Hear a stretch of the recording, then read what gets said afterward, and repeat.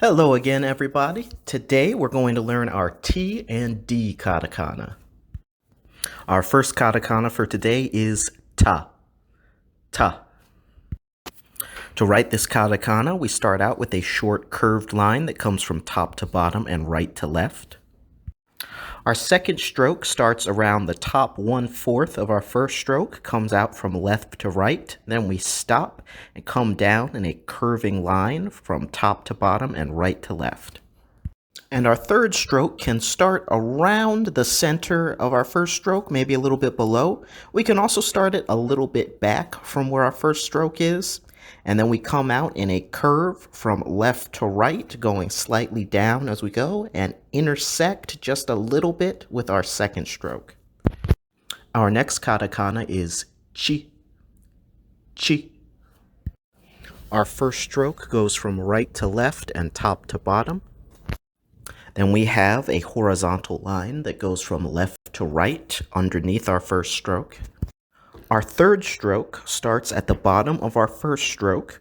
We come down, we intersect with our second stroke, and then we come down a little more and curve out to the left. And our next katakana is tsu, tsu. Our first stroke is a little short stroke. It goes from top to bottom and slightly to the right. Then our second stroke is going to be identical to our first stroke, and we're going to draw that one to the right and slightly above the first stroke. And our final stroke starts to the right of our first two strokes. We are going to come down and out to the left in a nice swooping curve. Now, if you remember our last lesson, you may be noticing that the katakana shi and the katakana tsu look very, very similar. This is something I had a lot of trouble with when I was first learning my katakana, how to tell them apart when you see them written down. They're both made up of two very short strokes and then one long sweeping line. I am going to go into how you can tell these apart so that hopefully this won't be quite as hard for you as it was for me. So the first thing to notice about shi when we write it is that unlike tsu, when we write our final stroke, it comes from bottom to top. Another thing to notice is that the final stroke of shi is a bit more horizontal than the final stroke of tsu. Another thing to notice is that the starting point of the final stroke of shi should line up vertically with our first two strokes. In contrast, when we write tsu, the final stroke goes from top to bottom, not bottom to top. Also, you'll notice that the final stroke of tsu is more vertical than shi.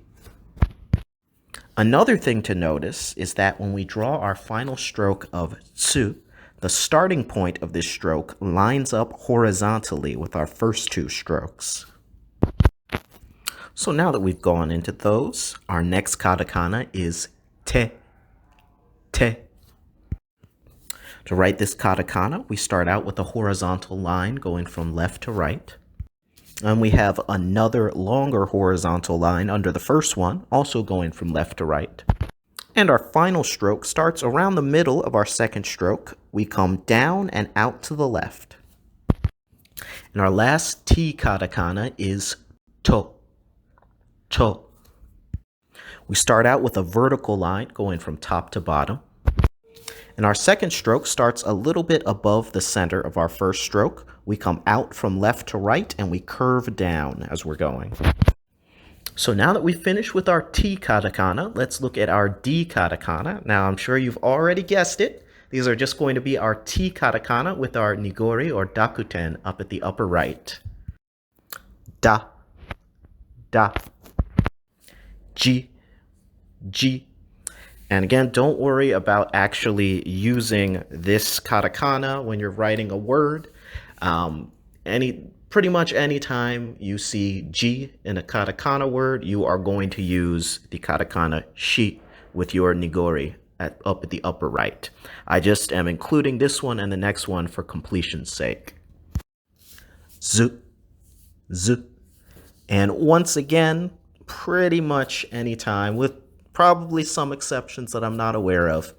If you see zu in a katakana word, it is going to be written with the katakana su, with the nigori up at the upper right. So again, I'm just including this one for the sake of completion. De, de,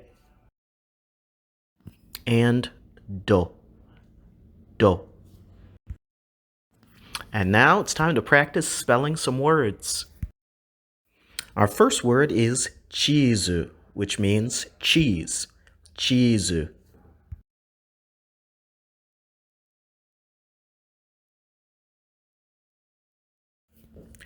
Chi, long dash, and zu. Chiizu.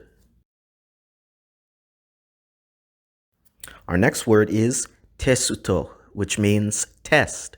Tesuto.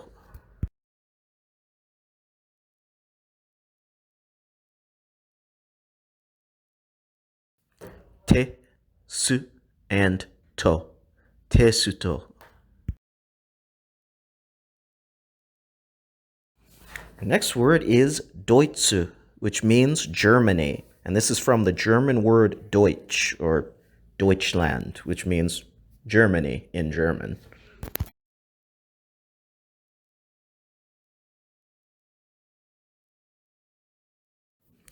Do, I, and tsu.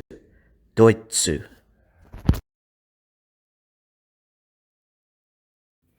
Lisutaa, Easter. Lisutaa.